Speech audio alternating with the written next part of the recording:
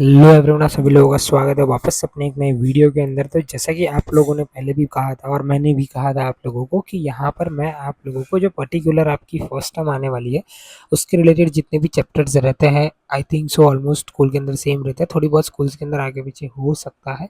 तो उसके रिलेटेड जितने भी इंपॉर्टेंट क्वेश्चन है 4 मेजर सब्जेक्ट के, तो वो सारी चीज़ें मैं आप लोगों को यहाँ पे बताने वाला हूँ। तो जैसे कि मैंने आप लोगों को पिछले वीडियो में बताया था कि स्टैटिस्टिक्स के रिलेटेड जितने भी इंपॉर्टेंट क्वेश्चन थे वो सारे के सारे क्वेश्चन जो है वो मैंने वहाँ पे आप लोगों को बताए थे। इस पर पर्टिकुलरली आप इलस्ट्रेशंस की बात कर सकते हो या क्वेश्चंस पर्टिकुलर एक्सरसाइज में से क्या क्या आने वाले हैं। यहाँ पर अगर हम लोग बात करें ओसीएम की, तो ओसीएम पहले से ही बहुत लेंदी है। क्यों? बिकॉज कि यहाँ पर आपको बहुत सारे हेड पॉइंट्स, बहुत सारे सब पॉइंट्स, बहुत सारे पॉइंट्स और उसके अंदर के सब पॉइंट्स को याद करने के लिए आप लोगों को बहुत सारी चीज़ें ध्यान में रखनी पड़ती है। ध्यान में रखने का मतलब यानी यहाँ पर क्या है, जैसे कि फॉर एग्जांपल कि अगर आप लोग प्लानिंग की बात करते हैं तो प्लानिंग के अंदर कितने पॉइंट्स आते हैं, particularly nature of an planning हो गया या कोई भी चीज़ ले लो, जैसे कि फॉर एग्जांपल कि फंक्शन ऑफ एन ऑर्गेनाइजेशन, तो फंक्शन के अंदर कौन सा फंक्शन है। अब उसमें से मैट्रिक्स ऑर्गेनाइजेशन क्या कहता है, फॉर्मल ऑर्गेनाइजेशन क्या कहता है, उसकी कैरेक्टरिस्टिक्स क्या कहते हैं, उसके डीमेरिट्स क्या कहते हैं, मेरिट्स क्या कहते हैं। तो ये सारी चीज़ें जो है वो आप लोगों को वहाँ पर क्या है, याद रखनी पड़ती है। तो इस तरीके से यहाँ पर मैंने क्या करा है, चैप्टर के अंदर पर्टिकुलरली चैप्टर नंबर 1 से लेके चैप्टर नंबर 8 तक के अंदर जितने भी 2 मार्कर, 3 मार्कर एंड 5 मार्कर जितने भी क्वेश्चन थे वो सारे के सारे क्वेश्चन जो है वो मैंने आप लोगों को यहाँ पर बता दिए हैं।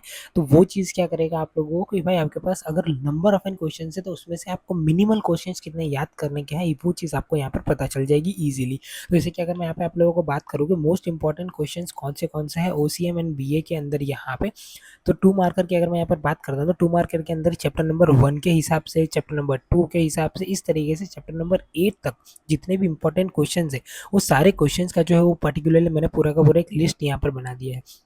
सेम इसी तरीके से यहाँ पर 3 मार्क्स वाले कितने क्वेश्चन है, कौन से चैप्टर्स में से आ सकते हैं, तो चैप्टर नंबर 1 हो गया, 2 हो गया। देखो अब यहाँ पे चैप्टर नंबर 3 नहीं है, क्यों? बिकॉज कि 3 के अंदर से ऐसे कोई भी ऐसे क्वेश्चन आते नहीं है, इसीलिए। फिर चैप्टर नंबर 4 हो गया, 6 हो गया, 7 हो गया। अब यहाँ पर चैप्टर नंबर 8 जो पर्टिकुलरली हमारा फाइनेंशियल मैनेजमेंट है वो भी मैंने यहाँ पे कंसिडर करा है। इसी तरीके से 5 मार्क्स वाले, 5 मार्क्स वालों के अंदर भी ऐसा ही।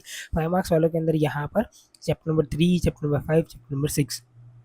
तो यहाँ पर आप लोग देख सकते हैं कि ऐसे बहुत सारे चैप्टर्स हैं जो 5 मार्क्स के अंदर है, 2 मार्क्स के अंदर नहीं है, 3 मार्क्स के अंदर नहीं है, 3 मार्क्स में है, 2 मार्क्स में नहीं है। तो ये सारी चीज़ें जो है वो आप लोगों को यहाँ पर अच्छी तरीके से समझनी है, अच्छी तरीके से याद करनी है। इसीलिए मैंने आप लोगों को यहाँ पर मिनिमल क्वेश्चंस दिए हैं, जिससे क्या है कि आप लोगों को वहाँ पर मार्क्स स्कोरिंग के अंदर थोड़ा सा वहाँ पर आप लोगों को बेनिफिट हो सके। हालांकि मैंने पिछले वीडियो में भी कहा था, अभी मैं आप लोगों को यही कह रहा हूँ कि ये जो पर्टिकुलर एग्जाम है it is an school based exam. तो वहाँ पर माइट पॉसिबल है कि भाई ये जो पर्टिकुलर क्वेश्चन है इसके अंदर से वहाँ पर आप लोगों को 80, 85, 90% तक पेपर देखने के लिए मिल जाए, लेकिन 100% पेपर जो है इसके अंदर से है उसकी श्योरिटी नहीं दे सकते हैं, बिकॉज ये आपका स्कूल बना रहा है पेपर, इसीलिए। सो इस तरीके से यहाँ पर जितने भी इंपॉर्टेंट क्वेश्चन है जो मेजरली पूछे जाने चाहिए उस पर्टिकुलर चैप्टर्स के हिसाब से, तो वो चीज़ें मैंने आप लोगों को यहाँ पर बता दी है। सो इस तरीके से यहाँ पर ये जो पर्टिकुलर ओसीएम है, ये सारी की सारी चीज़ जो है मैं आप लोगों को यहाँ पे नीचे डिस्क्रिप्शन में भी दे दूंगा, तो जिससे क्या है कि आप लोगों को वहाँ पर इसको एक्सेस करने में ईजिली रहेगा। और इवेंचुअली अगर आप लोगों को यहाँ पे ये जो है ये सारी चीज़ें चाहिए, तो आप मेरी वेबसाइट eduacademy.co.in पे जाकर भी वहाँ से आप ये सारी चीज़ों को एक्सेस कर सकते हो। सो मिलते हैं अपने नेक्स्ट वीडियो में, तब तक के लिए bye and thank you so much. हो सके तो इस वीडियो को अपने सारे दोस्तों के, जिन लोगों की एग्ज़ाम सैम 1 की आने वाली है, उन सभी लोगों के साथ शेयर कर दीजिए, जिससे क्या है कि आपका फ़ायदा हो रहा है, इसी के साथ साथ उनका भी फ़ायदा हो जाए तो ज़्यादा ही अच्छा रहेगा।